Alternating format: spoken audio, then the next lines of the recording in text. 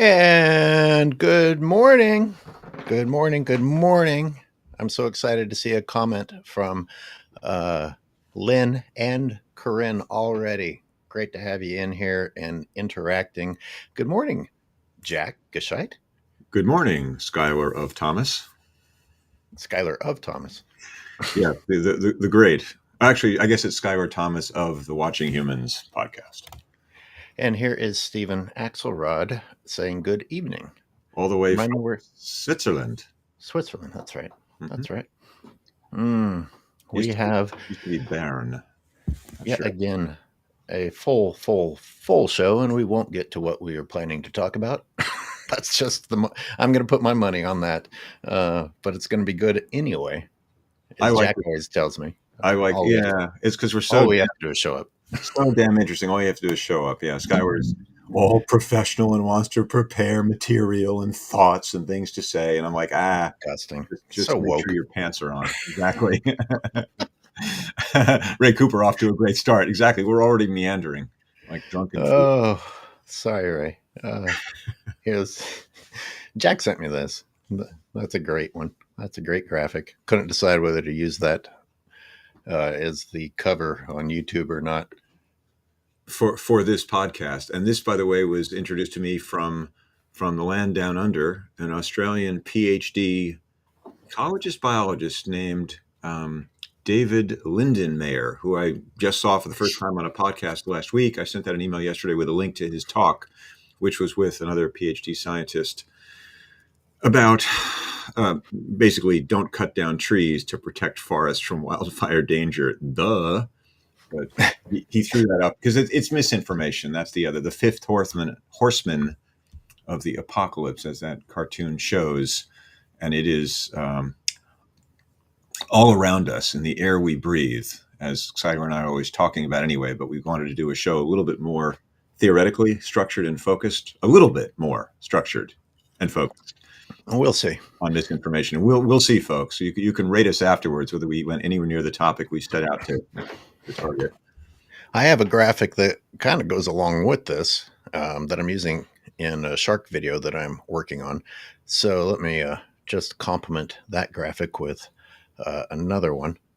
It's amazing how this is just applying across the board.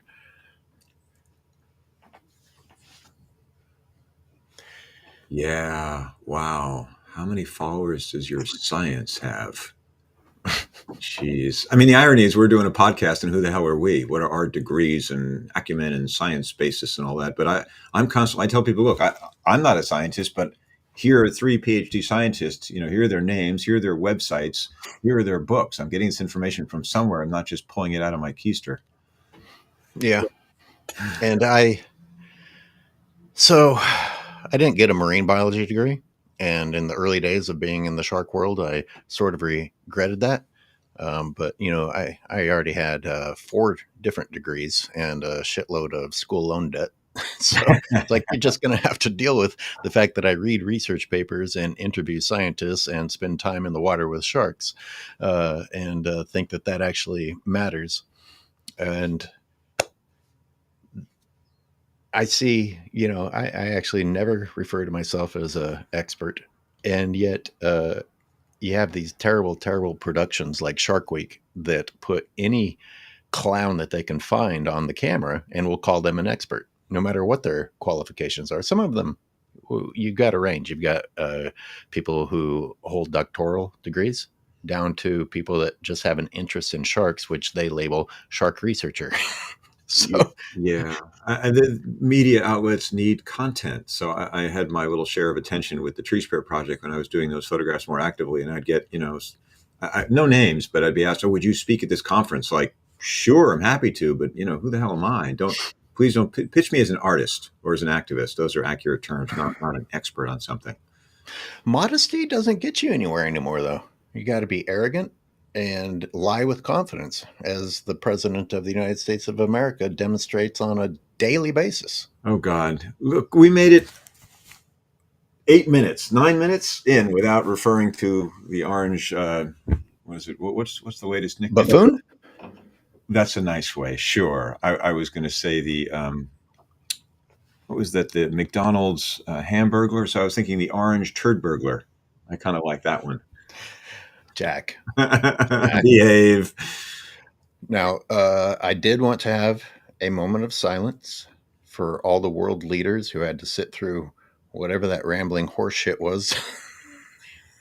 Time capsule stuff, man. I don't know how many, probably some people in this audience here watched, outtakes because it was inevitable you'd see a little bit of the great United States president speaking at the World Conference of the United Nations in Manhattan. But honestly, just 60 minutes of that or whatever it was, 90 minutes. Astonishing. Yeah, no, they had to sit through 58 minutes of him complimenting himself and making outlandish claims. Okay, so much for him. Should we go back to the show? Yeah. Well, we didn't have the moment of silence. We apologize, world. Moment of silence don't work on these shows. You got to keep it moving. Right, Steve? Steven knows. He's a If we fellow didn't talker. spend, yeah, hey, Switzerland, keep your mouth shut, or the United States will declare war on you. You're almost as dangerous as Oregon. Or at least, Oregon. oh God, oh God! It's so hard not to talk politics these days. It's so crazy, Stephen. You wouldn't believe Switzerland it. is so woke, man. Switzerland, goddamn woke people. If you're not on a side, you're on a side. You're for us or you're against us.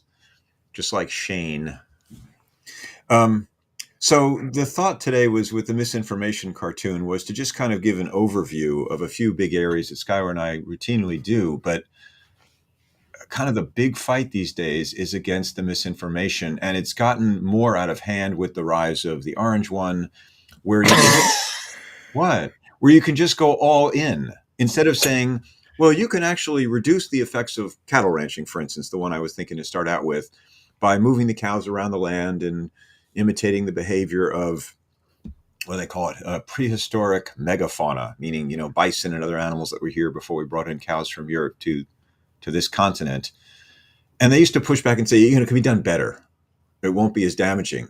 But now it's just full, orange turd burglar, as I was saying, which is, no, you can't heal the land any better than if you bring in more cows to heal the land. So it's not even doubling down, it's trebling down on the nonsense, on the misinformation, saying that's truthful.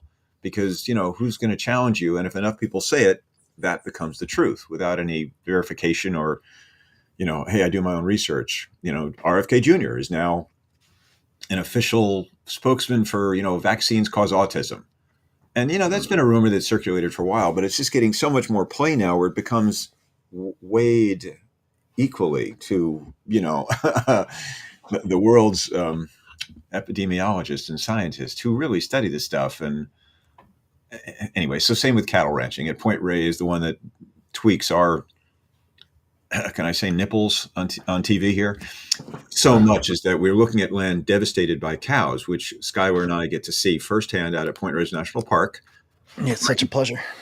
And then hear that the Nature Conservancy, who put up money to pay off the ranchers a second time, is planning to bring in cows to heal and restore the land damaged by cows. It just doesn't get any crazier than that. Jack finally came around to my side. Hey, younger and yet a more experienced optimist. Well, God, you hit me with two punches there. Younger, yeah. More experience, yeah, I guess so too. I mean, it's funny. Your film, like as I always say, give credit where credit is due, man. Your film. Jack, do you mind telling people your age? Not at all. Born June 1st, 1960, folks. I am 65 years old, a senior citizen. I can ride the bus for free in some places now. Yippee! Hey, Jack goes on the jogs that will put a young man to shame. He's in excellent shape. I was telling Skyward before we began here, I was in Tamaulipas Bay State Park Forest yesterday with four other people, excuse me. Anyway, no matter. I felt it's sort of like, is it Godzilla in a lightning storm? Or King Kong in the jungle. I just felt so much energy and so much enthusiasm. I wanted to run. I was running like a little kid in my little PF Flyers commercials from 1965.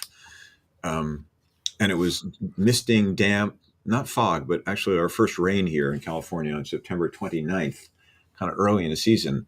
and the forest is so lush and so wet and so dense and messy, and what deforesters would call overgrown, the place where they want to come in with chainsaws to help it and clear it and restore it. Wow. I was sharing these feelings of elation and joy of Mm. being there, and also, as you are, Sky, where you go out into some pretty place and you just worry for it and want to protect it and stop anybody that would do harm to it, because they don't know what they're doing.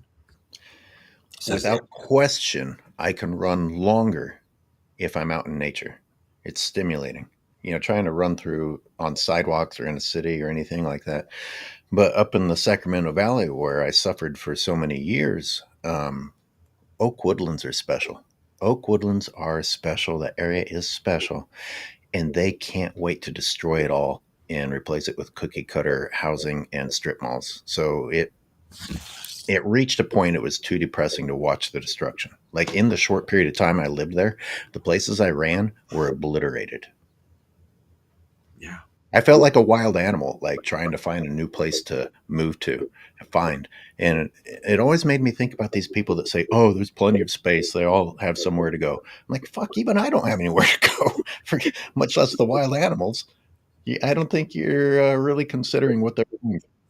It's just 1 acre, one more spot after another, after another, after another. The dominoes falling. And that's one reason I moved out of San Francisco, a lovely city. But I moved out when I moved to San Francisco from Manhattan, of all places. I moved to the outer Richmond, out in the avenues, as they say, and I was surrounded by the beach on one side, to the west, Hmm. to the south, Hmm. Golden Gate Park, to the north, Lincoln Park Golf Course, Land's End, and then the Presidio, not too far away.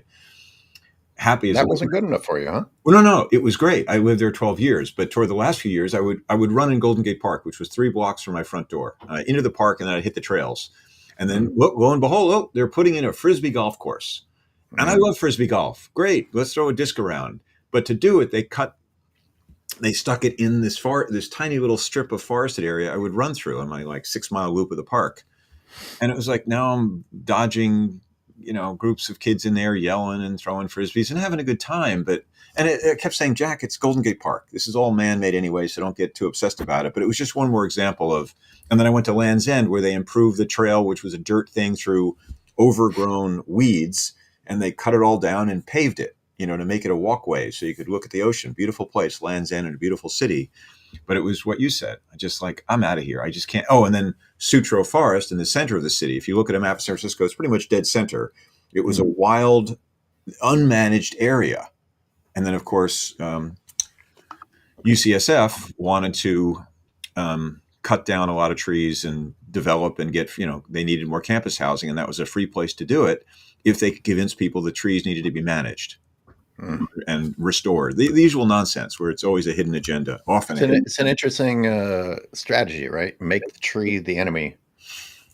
Otherwise, people aren't going to be on your side. They might actually have a natural inclination to defend the trees until you get them to actually consider their friends the enemy.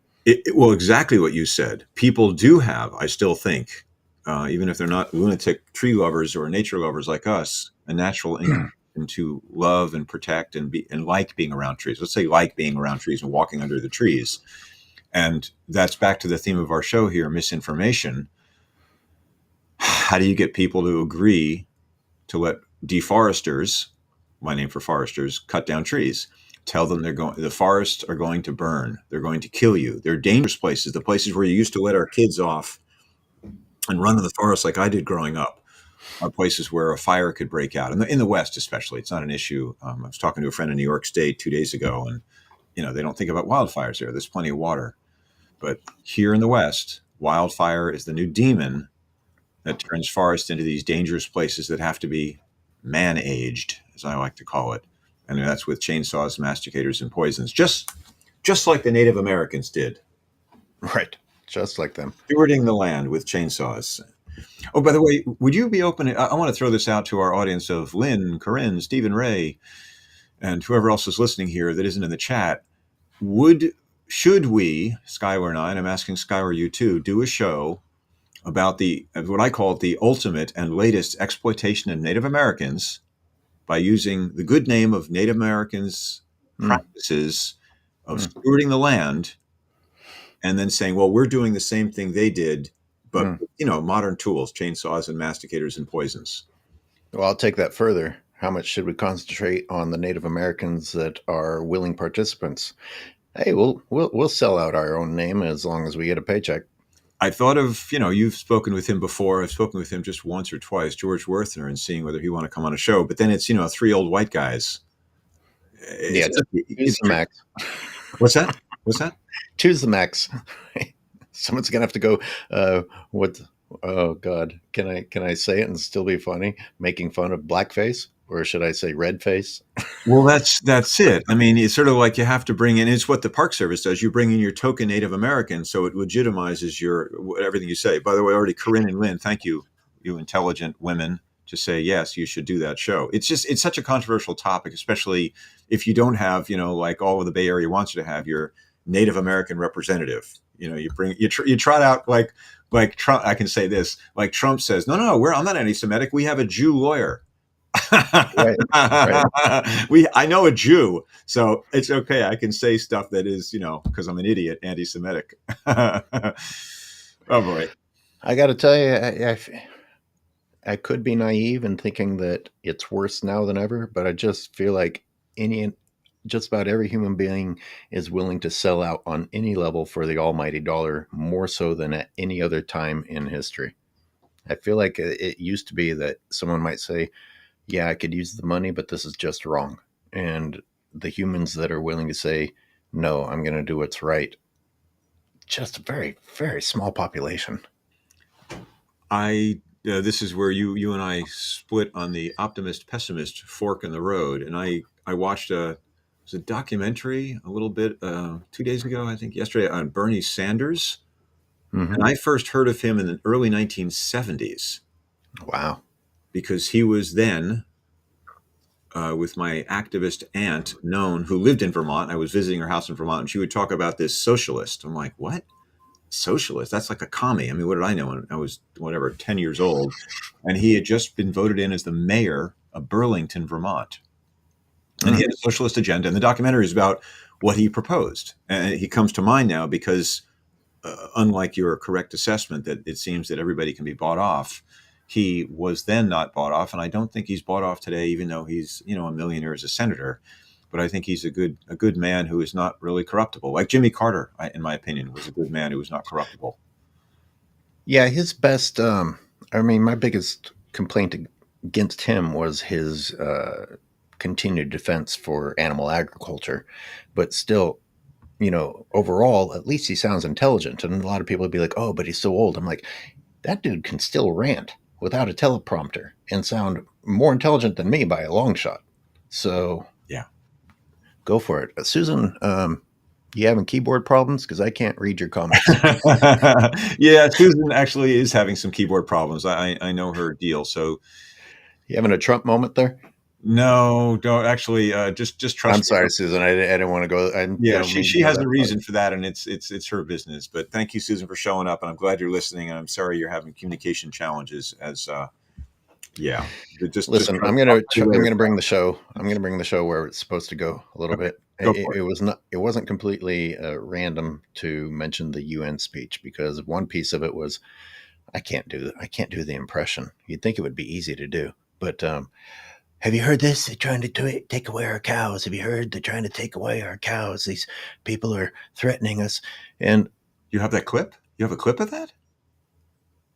well, I watched it. I don't have it Oh, okay. prepared. I'm sorry. I know you've prepared a few things here. I'm not sure whether that was one Oh of them. no, but so I went south over the weekend. I wasn't at you and Leah's presentations because I had a trip south planned. We went down as far as Carmel, which, by the way, I saw Monterey, Cyprus, where they're allowed to be still. Right. They're not invasive there. That's their home turf, 50 miles to the south. Right. By the way, you're not going to like this, Jack, but California Native Plant Society actually does have the Monterey cypress listed as an invasive plant. Anyway, um, Oh, God. if only we had the luxury of worrying about Monterey cypress as a problem. If only we had that luxury. You, Anyway, you know, you got to stop those things because they will crowd out the good natives and just destroy everything. Those. So I did confirm. Look, I did confirm that the same plants living in that sandy soil, coastal sand dune habitat are the ones we have up here in the Presidio, where they're chopping them down. It's not like it's a plant that's going to negatively affect the other plants. But I don't. I'm not here to talk about the Monterey cypress. I'm really not. What I am here to talk about is how much of California is dedicated to agriculture. And you see it up here and it's upsetting, but you see it the whole fucking drive, man. The whole drive. What road from where to where for people who are listening? Well, any road. I've done them all, like 580, 101. But I'm talking about Highway 1, which is the beautiful one. And it's dominated by agriculture, ladies and gentlemen. And It when you say is. agriculture, are you talking about plants or livestock? I'm talking about both. It Okay. switches back and forth. More crops, the closer to Monterey you get, the Gilroy and Salinas agricultural belt, that is more crops than cattle, but the cattle are there. Mhm. And I filmed some of it, and I can't help but think about the whole idea of, oh, this was worthless land until we made use of it, because you see coastal sandy habitat suddenly switch to these wetlands, well, what were once wetlands, floodplains with the fertile soil. That's why these crops are grown there, much like up in near Sacramento and the American River area that would flood. Now instead of supporting millions and millions of animals, it supports commodities, crops. I'll show the clip, I guess, in a minute, but I might as well finish my point. You see the same thing that you see if I were to show you clips of Point Reyes and the problems with Point Reyes. You see dead land, you see devastated land, you see bull thistle, you see Italian thistle, you see the same problem plants that you saw when you went out on Laura's tour of Point Reyes. And where the bull thistle and such is where cattle are.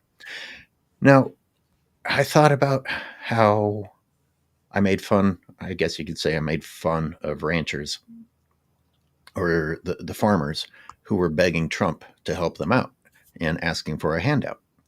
Another And I took handout, that more handout. another handout. Yes, thank you, because I was getting at that. They're already Because subsidized. agriculture does not exist without government subsidies. It can't.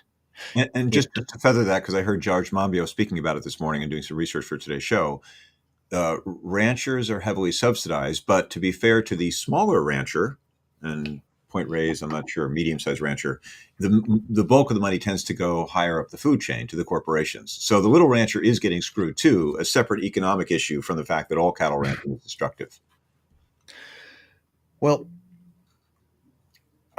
what's just one of the reasons that farming, which of course I understand, if I understand why I sound crazy to criticize people providing food. I understand why that sounds crazy. Can you imagine why I might be criticizing it? We should be foraging. That is the correct way to eat. We should be growing our own in our little plots of land, or going out and finding things that nature is providing and acting like the other creatures that, by the way, nature is good enough for them, just not good enough for us. But the waste, Jack, it's the waste. It's the astonishing waste. And our food system promotes waste. That's one massive reason that agriculture cannot exist without massive government subsidies, because the percentage of food that actually makes it into someone's mouth, despite the fact that we're using up all the land just for ourselves, 50% of the planet is being used to grow food for humans. Not We're one species Well, using as you 50% of the know, planet. Scott, I'm sorry, I've been holding back, but I got to interject now. As you know, growing cattle, specifically cows, Yeah. for human consumption is at least 10 times more inefficient, uses 10 times more land, let alone water and food, and produces methane gas and nitrous oxide as well. 10 times more inefficient than growing plant crops. So please, let's make that distinction. I constantly, when people say farming or Yeah. agriculture, that means everything. And it's important. We talk about that every. We talk about that every week. We should. Jack's correct. Animal agriculture is the worst of the worst. But even plants that we humans are going to eat, they're not doing it correctly. Yes, and we can get into that, but I really want to separate it out because I guess I'm always cutting to the chase of like what's actionable. If people just stop eating beef and dairy, start there, it's a huge ecological help right there. Just that. Just do something today. You can change your diet as Well, opposed to these larger systems. at this particular time of year, if you're driving up the coast, anywhere between Half Moon Bay and Monterey, you're going to have the opportunity to see pumpkins being grown. So, so I thought that this only enhanced the point that I was making because not only is habitat reduced to what I can now consider to be very ugly looking land because nature has been removed and replaced with commodities, and food. If only it made it into your mouth, you might have an argument. This has no intention of ever making it into your mouths. We're using habitat to grow food for decorations. Food for decorations, people.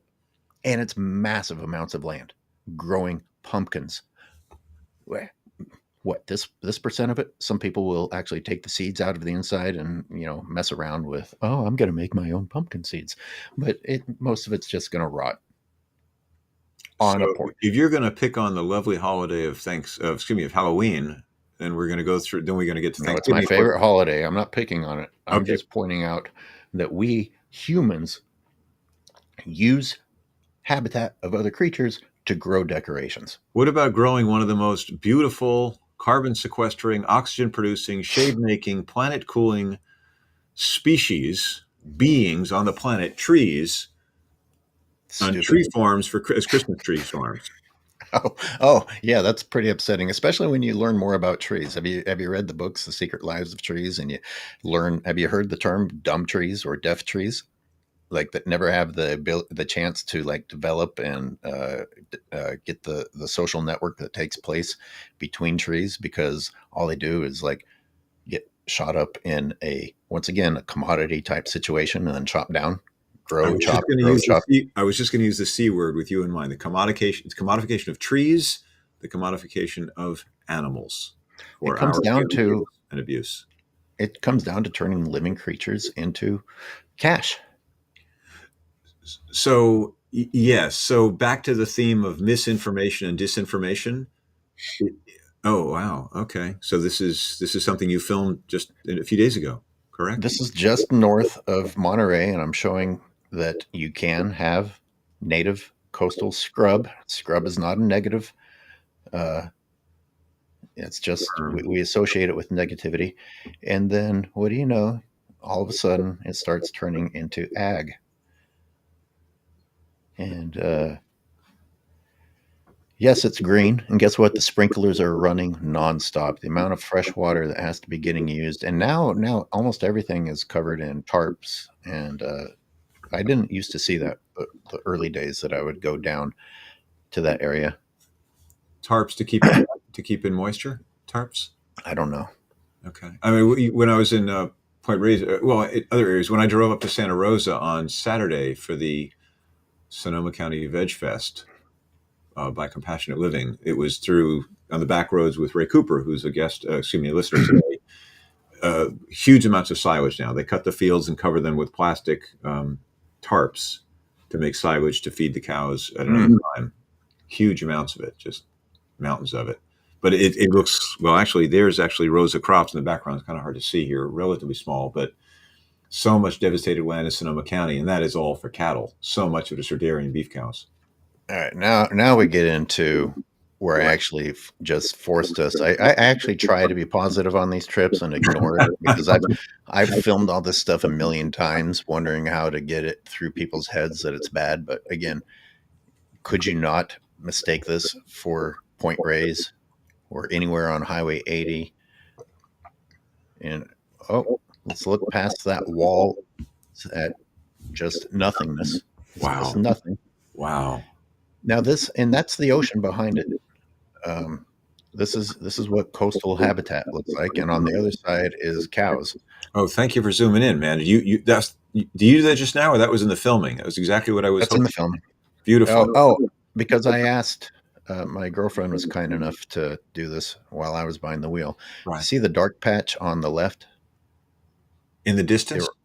yeah, yeah, Uh-huh. not the green, but just the dark, dark. Yeah, So yeah. that reminds me of when you were on Laura's tour and the dark patches, and I had Laura confirm this.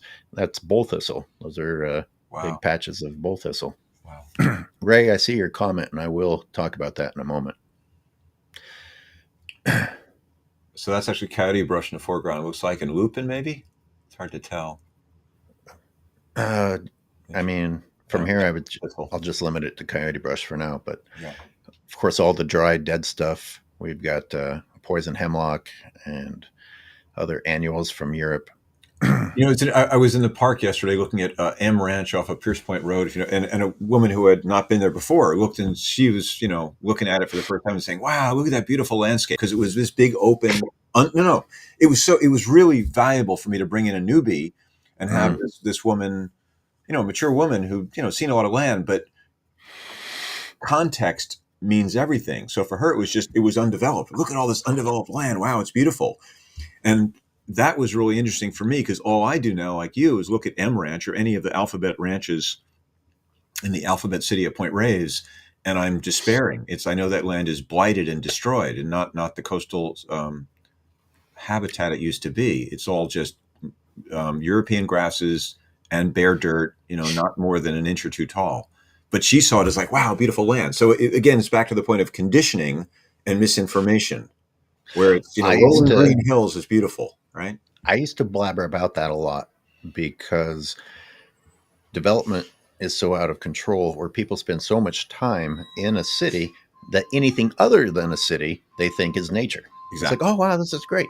Exactly. It's not. It's a different form of destruction. Exactly. It's just doesn't have a high rise. It doesn't have an apartment complex. It's not a strip mall, but it is a different form of destruction. And that's that great George Monbiot clip. In just a few minutes, he gets into this. There's so much misinformation and disinformation and false narratives that's so promulgated. They're like the air we breathe, like telling a fish that you, Mr. Fish, you're in water. And he's like, what are you talking about? I'm a fish. You don't see it. So you drive past, as I did when I came out to California in 1996, these rolling green hills of Marin. Oh, these gentle hills. It's like Ireland, the fields of Ireland. And it's like, no, this used to be forest. This is all destroyed land. But I didn't know that. And I was told that, hey, this is like Ben and Jerry cows. How wonderful this is. Blighted land destroyed. And I had to learn that, 2 decades later, in part because of your film, The Shame of Point Reyes. You know what else has really exploded is the pampas grass. Pampas grass. Pampas grass. You pampas. I'm Okay. pampas, the So grass. these are that's a crop, and of course, so the reason it's green is never-ending sprinkling. Irrigation, right, of water, the precious resource in California that's wasted to grow cattle for human consumption. You got these nice spots in between the ranches. What is the A name of lot of that? it, When they cut down a lot of trees in Maine or something, and they leave these beauty strips, they're called, where there's some kind of vegetation in the front, so you don't see the deforestation going on in New England. Jack. You read my mind because they do have these walls, and if I filmed this like back in 2021, and I took a drone down there, you go above it and look, it's all cattle. It's all effing cattle. You think, oh my God, look, there's some native habitat here. Nope. You've got a wall of deception. Wow, wow. And if you believe in the damage of runoff from and fecal matter and E. coli, how and you start to notice how many waterways connect to the ocean on the coast here. Look at that. Is that not McClure or Kehoe in Point Reyes? Yeah. No, no, ladies and gentlemen, this is beautiful Highway 1 of California. I mean, again, the scary thing is people from out of the state could drive by and say, "Oh, look, agriculture, isn't it wonderful?" There's no development in California, not realizing that they're looking at a blighted landscape that used to have lots of wild animals on it, and now has very few, the few that can survive that. Yeah, you can't have bears here anymore, or elephant seals, or elk. I can only imagine the joy that I would have felt if I had been in California before we had destroyed it. Just You know, mesmerized. I Like used going to. to Africa and just having your mind blown by the wildlife that they have there. We had some pretty nutty stuff here too. I when I'm growing up as a kid in New York City on 31st Street and Lexington Avenue in the shadow of the Empire State Building, my fantasy was always to God, if I could go back in time, where would I go? Well, it'd be about 1,000 years back to Manhattan. Mm. What would that be like? Because it would be the most dramatic difference. Like Manhattan's like our Tokyo, with dense buildings. Where is this now? Do you know roughly where on I California? think we're a little bit north of Davenport. Okay, interesting. That shot started with some stand of trees, and there's more coyote brush in the foreground, and then these are. It looks like, is that grazing land? Yeah, I cattle are going to appear here. It was some, again, I'm trying to remember the statistic. It was like 40% of, or George Monbiot again, who, if people don't know, he's a wonderful journalist, English, and he That talks about regeneration. Go ahead, narrate. well, there's the pumpkins that Oh, got it. I was wondering that have what that. been pulled from the field. That's just one of many. Yeah, I mean, good for you, Skyward, to document the stuff. For me, it's like I try to choose my rant because there's so Yeah, many to make, but I want ones that are. I don't know what that plant is. Do you know? no, I mean, yes, we of course we're inefficient with everything we grow. We're human beings, but for me, the most inefficient of all, as I was explaining to somebody yesterday, is growing crops like that. Oh, or someone said in a comment here, maybe it was Corinne about. Oh no, it was NC about corn and soybeans are grown for animal feed. yeah, The vast crazy. majority of GMO corn and GMO soy, because that's Yeah, 98% of it, is grown to yeah. push through cows. And is, again, quoting Skyward, the most inefficient way to feed human beings to take that food and huge amounts of water in the dry West, fatten a cow to take her milk or beef, their flesh, and eat it. Or ethanol, or ethanol, Are we still? I don't know that. I don't know enough corn. about it. Yeah. Okay. So, and again, I saw some of those guys that were crying on camera about needing help from the government, the corn crop people, and they ain't growing it to feed you. Oh, yeah. They're not growing it to feed you, ladies and gentlemen. There's a wonderful documentary I saw, God, a decade ago called King Corn. King Yes, Corn. You know that? yes, And there's two yes. two guys, or documentary filmmakers, buy, I think it's literally 1 acre of land somewhere in the Midwest where they came from. I forget which state, and they grow corn. But they just say they go to the farm store and say, "How do we grow corn?" And the first thing they do is they rent a truck with ammonia to douse the fields to kill everything, to lay it fallow, and then plant the GMO corn seeds. And they grow the GMO corn. Spoiler alert. And then the corn is grown, whatever it is, months later, the yield is up, and they bite into the corn. He's like, "Oh my God, this is awful. It's disgusting." And then it's, for the documentary film, explained to them dramatically, sting. Oh, well, that's not for you to eat. That Hmm. we'll sell it to the cow people who will feed it to their cows. Yep. I mean, just the most inefficient way to grow food for human consumption. You don't eat the corn, you feed it to the animal who 2 years later you'll eat his flesh.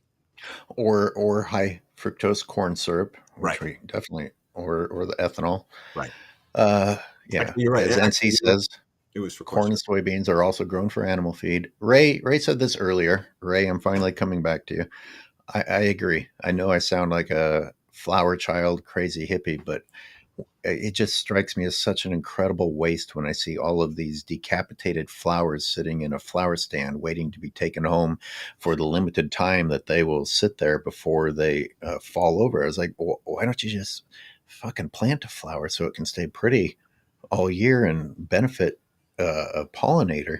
And then I think about the massive tracts of land that have to be used to grow these flowers in order for flower stands to constantly have flowers ready for you to pick up and take and give to somebody as a gift. That's not, and I understand why people want to present flowers to others, but have you thought? I mean, just think of it. You can call me all the names that you want to, but think about the destructive nature of growing things just for the sake of chopping their heads off and using them as gifts instead of flowers doing what flowers are actually supposed to be doing. I used to attend gatherings to Leonard Jacobson, a nice Jewish Australian, kind of guru guy, and he would hold court in a hotel in Marin, and he'd bring the room to presence. Everyone would just be silent together, which was really a wonderful experience for a bunch of reasons. But he always said, look at the beautiful flower, and he had a cut dead flower on the table next to him up front, and I was like, you MF, like I can't. That's the last thing that's going to bring me to a place of peace and stillness. You just what you said, you grow a beautiful flower and then you kill it and stare at it and say, isn't that beautiful? Like, no, the plant was beautiful before you killed it and brought it in here for us to stare at, because we're in a hotel room rather than outside with some living trees, you putz. Spiritual teacher, my eye. Of I'm course, he gonna was tell a teaching. I'm sorry. I'm gonna tell a personal story from when I was getting my natural sciences degree, and I had one professor who took us on a little field trip where we could actually see a handful of native plants growing, and one of them actually had edible flower petals, and he even as he said it, I was like, "Oh, you need to clarify." He's like, "Who wants to try it?" And if this doesn't Sum it up. say what the human race is, this kid who I guess it's a needless detail that he was morbidly obese, Yes, it just is. just just rips the entire top of the plant off in order to taste a piece of the flower petal. It's like, fuck me. We are disconnected from the planet. No other animal would do that. They would come in and take the parts that they wanted to so that it could continue to produce. Yep. Absolutely, man. It's a great metaphor for Homo not so sapiens. You want to read Corinne's messages? Well, agreeing, the one I see, King Corn, is a great film, so we agree on that. No, I've got one on the screen. Oh, sorry. Have you just seen? Oh, have you seen those massive white plastic sheets that the cow killers use to cover mountains of feed? I mean, actual mountains, meaning mountain size. What happens to those huge tarps when they're no longer used? I assume those tarps. Mm. I think that's what I'm guessing. I'm not an expert on this. I haven't done research on different types of tarps and where, but I think that's for silage. Ray Cooper and I were driving up, like I said, from Petaluma on the back roads to Santa Rosa, and we saw huge white tarps. And I guess you're in Sonoma County too, in Sebastopol, Corinne. So same thing. I'm assuming that's feed under there that's going to, decay and then be used at another time as feed. I don't know for sure. If anybody knows, Well, add comment. add insult to injury. You could see that at McClure's ranch, except that in addition to the tarp, you had rubber tires, like a huge collection of rubber tires Holding the sitting on tarps top of the tarp to hold it in place. Rubber tires, rubber tires, and tarp. Hey, All these disgusting things that are used because humans just aren't willing to eat what nature's already providing. Which, Skylar, once you are again, I'm such going to a say it again: good enough for everything except for us. you are such a negative person, Skylar. You damn environmentalists. You're all like, you can't just go into Point Reyes National Seashore and enjoy the beautiful white plastic tarp mountains with hundreds I of know. rubber tires holding them down and understand that that's a hardworking farmer who's subsidized by your tax dollars. What's Stupid wrong me. with you?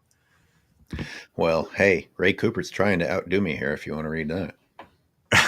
humans caused Here we go. Humans caused mass extinctions before the gun was invented. There was a time when the land was teeming with large mammals. We hunted them until the population destabilized, and then, yeah, I would add, and then collapsed. Exactly. But that's why when we run cows out there, it's exactly like he said sarcastically, the herds of bison before we wipe them all out. They're exactly the Mm. same thing, other than being a different animal with a different hoof, a different walking pattern, a different eating pattern is removed from the land. Oh, don't let me get me started. Oh boy. Do you have that George Monbiot clip by chance? Yep. Is that an okay thing to throw in here? Because it's already 9:47. If you can, you believe it's already going to be October? Can you believe it's already 2025? Can you believe today's month Tuesday, as they say? I Yeah, I'm glad you said it because I'm thinking it. Yeah. Sense of humor seems to be one of the best. Oh, here we go. So this is George Monbiot. You're going to show it full screen here on what cattle ranching is, folks. Farming as an industry, when you step back from it, is this unbelievably damaging thing that we are doing to planet Earth. George, thanks for joining us. So you say in the book, farming is the most destructive human activity ever to have blighted the earth. And people might be a bit shocked by that. So can we start with that? Yeah, I mean, it's something people really don't want to hear because, obviously we need farming. We're totally dependent on farming. And it's surrounded by all these sort of comforting myths and the stories for very young children, all about this lovely livestock farm where there's one horse and one cow and one pig and one cat and one dog all living in harmony. And that's how we like to see it. But the reality is it's the greatest cause of habitat destruction, the greatest cause of biodiversity loss, the greatest cause of extinction, one of the greatest causes of climate breakdown, of freshwater pollution, of marine. Jack, I muted you because you're listening on speakers and I can hear it. So put in a headset or let me know when you want to talk. I didn't mute you just to be mean. Pollution, also major cause actually of air pollution. We don't think about that very often. Major cause of soil loss, major cause of water use. The list goes on and on. Yeah. And it is amazing how little it features in our environmental consciousness. We talk about transport, we talk about home insulation, we talk about industry, and yet somehow we don't want to go there. Why is that? I think it arises from these sort of very deeply implanted, root metaphors, as the cognitive historian Jeremy Lent calls them, which is this these ideas which have sunk so deep into the sort of fabric of our being that we don't even see them as ideas anymore. They're just, this is the way the world is. And you could trace it. I mean, one line of thought would trace it back to the pastoral poetry, which was originally conceived by the ancient Greeks and then picked up by the Romans, and then in the Renaissance here in Europe and in England in particular, and then gets picked up by those children's books, but also by like Sunday night TV, and what it says is the countryside and farming is the seat of innocence and purity, and the city is evil and corrupt. It's a seething cauldron of corruption, and if you want to get away from all that, you go into the countryside, and there you see farmers at peace with the land, living in harmony, and the rest of it. And this is a story which has been told again and again and again, and it's embedded itself, but it's not actually true. And while obviously farming is essential, and there are many good farmers who are absolutely doing their best, farming as an industry, when you step back from it, is this unbelievably damaging thing that we are doing to planet Earth. Something I hear a lot is that if you eat free-range eggs or pasture-fed beef, that's okay. But that's not the case, is it? It really isn't. In fact, one of the shocking findings when researching the book was that possibly the most damaging of all farm products is organic pasture-fed beef. And the more free range something is, the more damage it's likely to be doing. So in the case of beef, you've got several factors there. One is the sheer amount of land you need to maintain or produce that organic pasture-fed beef. And the more land is used for agriculture or for any extractive industry, the less is available for forests, for wetlands, for savannas, for the other wild ecosystems required to sustain biodiversity and prevent the sixth great extinction. And so when people say they hate intensive farming and they want it to be more extensive, that means you're using more land to produce the same amount of food. Jack, I'm going to unmute you just so that we, did you unmute yourself? I think we canceled each other out there. Unmute yourself. I'm going to stop touching the button. That's all right. I understand. No problem. Thank you for doing that. I get it. Yeah, just so that we are staying interactive here. I mean, Corinne obviously can relate to this. And it's what the farmers of ranchers of Point Reyes have enjoyed is the label of stewards of the land and just good, hardworking people. And like he said, these are the innocent people who are doing the right thing. And, those of us in the city should strive to be more like them. It's commodification of Earth in a different form. Well, like all good bullshit stories or myths or lies, there's some truth in it. There's a kernel of truth in it. It might have Sure. used to have been that way, but our populations are much larger now, and farmers have to, excuse me, cattle ranchers, not farmers, that's a general term. Cattle ranchers have to be subsidized. And because there's 340 million Americans eating huge amounts of meat, way more than our ancestors did, it's a destructive force now with too much methane, specifically generation, not just mentioned destruction of land and poisoning of water. As he goes into it, that's a great 4-minute bit to for people who are new to the idea of regenerative ranching, which is being sold to us as a crock of baloney. Yeah, it's a great pushback on it. How many people are familiar with Ishmael by Daniel Quinn? And way before I went vegan, it felt like a baby steps way to try and get people to think about Earth from a non-human perspective. And what there was a imprisoned gorilla that was capable of speaking, and it would patiently talk to the Homo sapien. And it, the summarized, the gorilla refers to us as takers and speaks to the harm of agriculture. Agriculture may have indeed been the beginning of the end because we stopped participating in the system that everything else was participating in. It also And allowed us to stay in one place and build cities. right, right. And of course, if you're going to do that, then you want to interfere with other natural processes, anything that migrates through the area, any predators that are in the area and might want to eat the animals that you are going to stay put and eat all year long, or any of the herbivores, even. Again, I'll bring this back to Point Reyes National Seashore. Forget the predators, they weren't even okay with the herbivores because, oh, herbivores are going to eat some of the plants that we want to use for ourselves or for our livestock. It goes all the way back to then.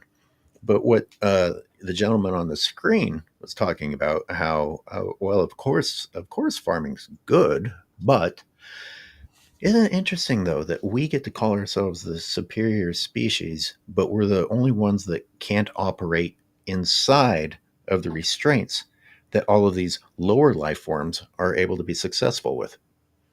We had to create a system that works for us, and that makes us better, not worse.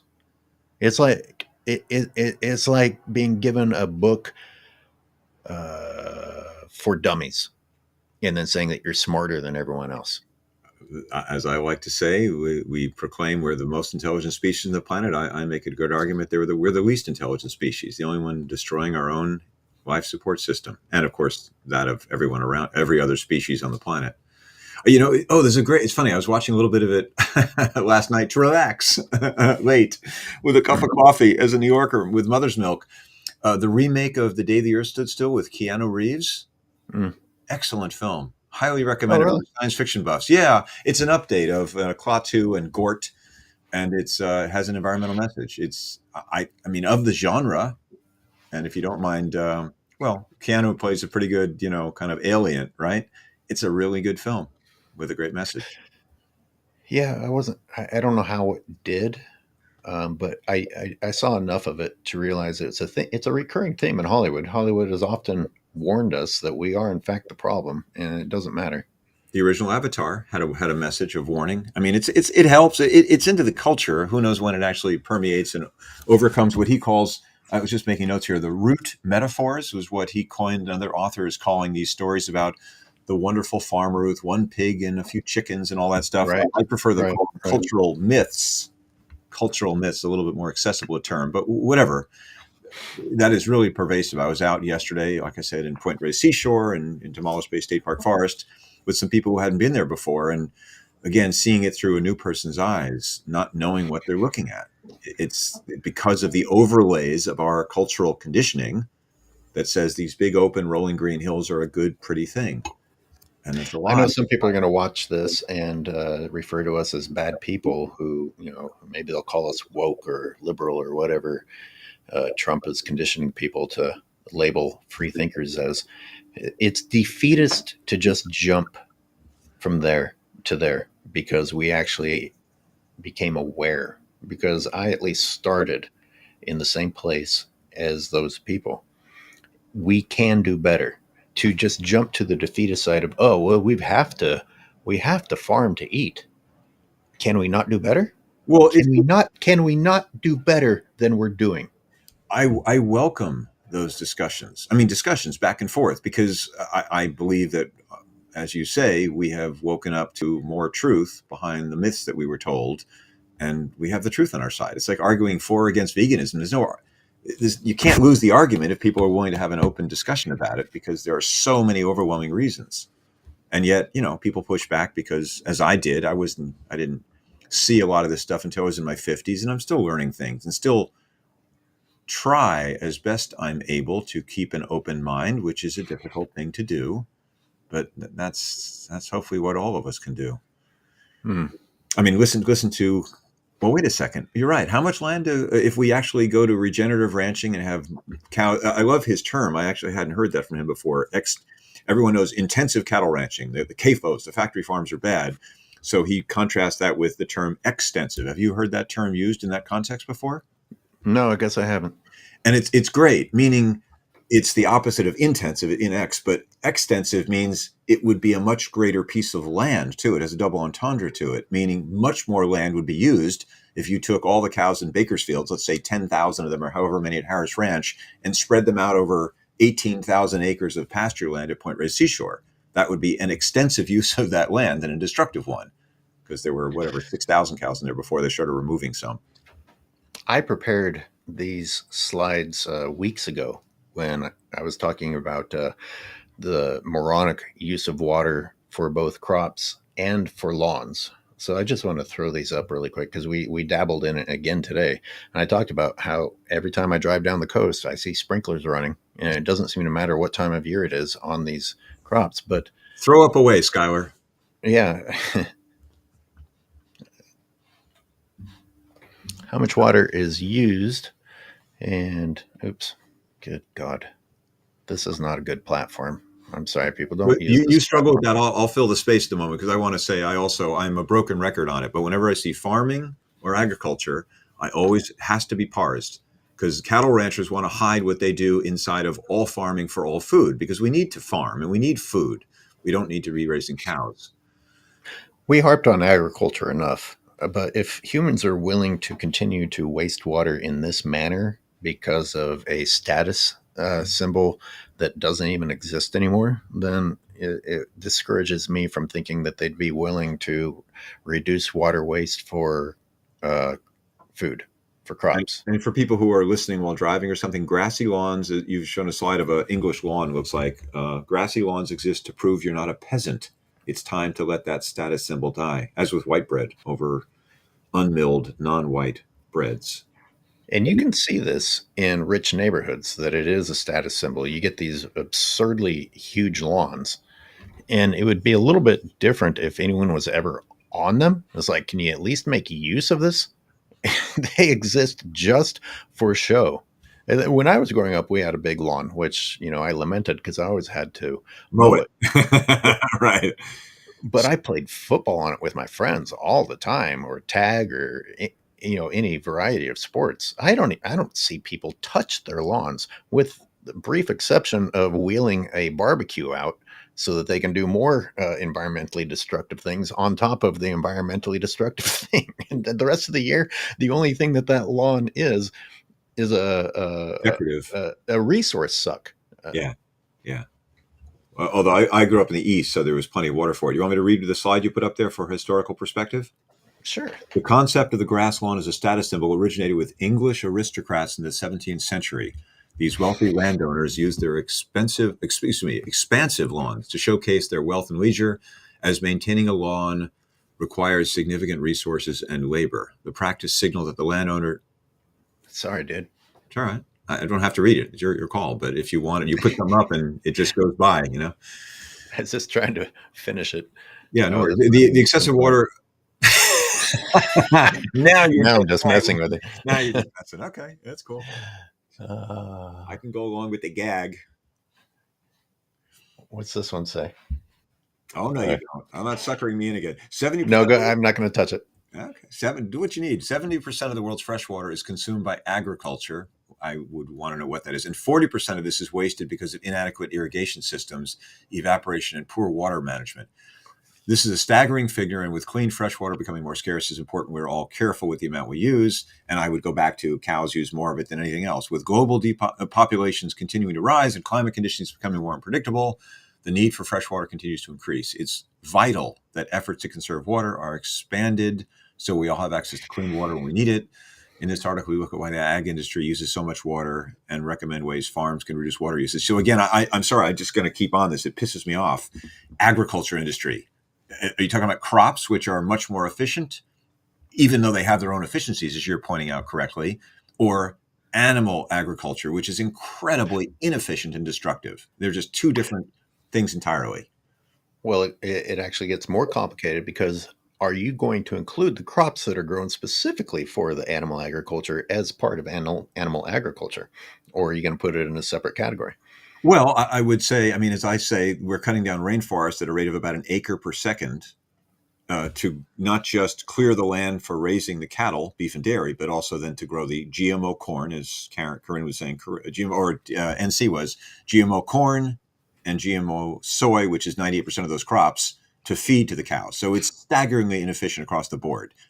And to people who argue against vegans, well, you're killing animals with your crops. I'm killing a tenth the number of animals as you are with your meat, you dummy. That is such a false argument. As Leah was going into in her talk, Leah Wilborn, animal rights activist, animal liberation, abolitionist activist, gave a wonderful talk, God bless her, at the Sonoma County Veg Fest this past Saturday. And there is a recording of it. I think it's going to come out at some point. Here, you'll like this graphic. Oh, thank you. And I like it because it breaks out. It has agriculture is 52% of, is this water use, I'm guessing? Yeah, fresh water. Right. And of that, half of agriculture, 52% is for ag use of water. 32% of the feed of alfalfa and hay is fed to cattle. That's the stat you wanted me to pull off that, I assume. So that doesn't even, actually show the amount given directly to cattle. Which is like, from Point Reyes, I learned that, I think, from Jim Cotto, that it's like 40 gallons a day of Per cow. Per cow. And there was, whatever they were, 5,000 or 6,000 cows out there. And this is in a place where people are like, oh, careful, don't wash your car at home. You'll waste 10 gallons of water or 20 gallons of water. It's like, and then they would go home, eat a burger and drink milk and put cream in their coffee. Completely clueless, as we're all conditioned to be clueless about the massive impacts of eating dairy and beef products. I don't know if you ever saw it, but I filmed one of the stores in Inverness inviting you to come in and enjoy a cheeseburger next to a conserve water sign that was posted right next to it. And I think they put up like 75 of those conserve water signs along that road in Inverness while supporting the ranchers, while supporting McClure, who that ranch alone was using 20,000 gallons of fresh water per day. Per day. That was during the 2020-ish, during the drought, right? I remember that. I remember those signs. During the drought, he was doing that. Right. Well, of course. I mean, hey, you got to make food for people is the counter argument of that clip that you read talking about, more and more people, more and more need to feed these people, which we're not doing in an efficient manner. But as we continue to claim more water because of our needs, how can this not simultaneously be hurting nature? How can this not be causing animals to die of thirst? How can this not be causing trees to basically be standing as matchsticks with no moisture left inside of them because we've taken it all away from the waterways that their roots grew to reach? Now those roots are reaching nothing because we, the superior species, said, it's more important for us to waste that water. And that's back to one of the other recurring themes of hopefully this show, not to mention all ours, but we need to thin the forests, which is to say cut down lots of trees and understory vegetation to stop them from burning because they're dry. Mm-hmm. And to your point, they're dry because of us. Trees. Cut down too many trees. So we're fixing the problem of deforestation and trees burning with more deforestation, just like we're fixing the cattle damage to the land problem by bringing in more cattle to restore the land. The problem is pitched as the solution. To quote Yep. Ken Boulay of Turtle Island Restoration Network when we were on that tour with, he and I were going back and forth about it, and he got it really dialed down to just a few precise words, using the problem, pitching the problem as the solution. Ag usually gets priority over cities during drought. Oh, right. Yeah, meaning when there's a drought time, it's like, hey, everybody, cities, shut off your water, don't flush your toilet. As Mayor Koch said when I was growing up in the 80s, if it's brown, flush it down. If it's yellow, let it mellow. Don't flush your toilets, but never are there restrictions on, hey, maybe we shouldn't eat so much or grow so many cows. Yep. I want to say one more thing about my coastal drive, because along that route, you'll have some wonderful state beaches. And thank God, because if it weren't for state parks, it would all be agriculture. Yeah. And sadly, and I noted this back in like 2019 and wanted to do a short film on it. This is a shout out to the late Dr. Martin Griffin, and I wish I had finished this in time for him to see it, because he had a soft spot for our birds and how the birds need landing spots and migration routes and things to eat when they land, and agriculture ruins that. The great flyway. And these signs at state parks talk about the damage done to the migration route due to human development, and just absolutely refuse to talk about the massive tracts of land used by agriculture. Like, as bad as human development is, it doesn't hold a candle in terms of land use to agriculture. Cities are like 1% of land use. It's shockingly small, Yeah. considering how we've been raised to think, oh, cities are bad and agriculture is good. Well, it's not. Even with the urban sprawl taking place, it doesn't hold a candle to agriculture. My That's understanding, really crazy. it depends on how, to your point, depending on how you define city and all that stuff and sprawl. Development. The Monbiot stat was, it was a 40-to-1 ratio. 1% of land was cities and 40% was cattle. So that's approximately accurate, even if that's exaggerated by twofold. People think cities are the problem. Cities are incredibly efficient ways for humans to live. It's raising cattle is incredibly inefficient way to feed humans. That's the major problem. And again, as an activist who, it's very easy to go into despair and depression. I'm always looking about things that are actionable, focus on an issue we can do something about. We can change our diet today. Stop eating meat and dairy, folks. Just get off meat and dairy. Simple. And you contribute massively, not just to ending animal torture, but cleaning up the environment. And as you said, cities, whether you think negatively of cities or not, are a more efficient way to house people. And urban sprawl is the most inefficient way to house people. By the way, they're completely devoid of culture or connectivity or, all these things that are supposed to be nice about urban sprawl. No. It's like robot recharging stations and nothing more. It's gross. Yeah. Oh, and the lawns. You got the lawns and the water waste. Anyway, let's wrap this up. Oh my God, somebody gave me a super chat. Gave us a super chat. Corinne's getting a hang of this super chatting. And tell me what a super chat is, and the audience at the same time. They can throw in a little monetization boost, which YouTube takes most of, but to show extra appreciation for the show. So $2 from Corinne. Does that tell YouTube, hey, this show is worth sharing or good or anything? Does it up your?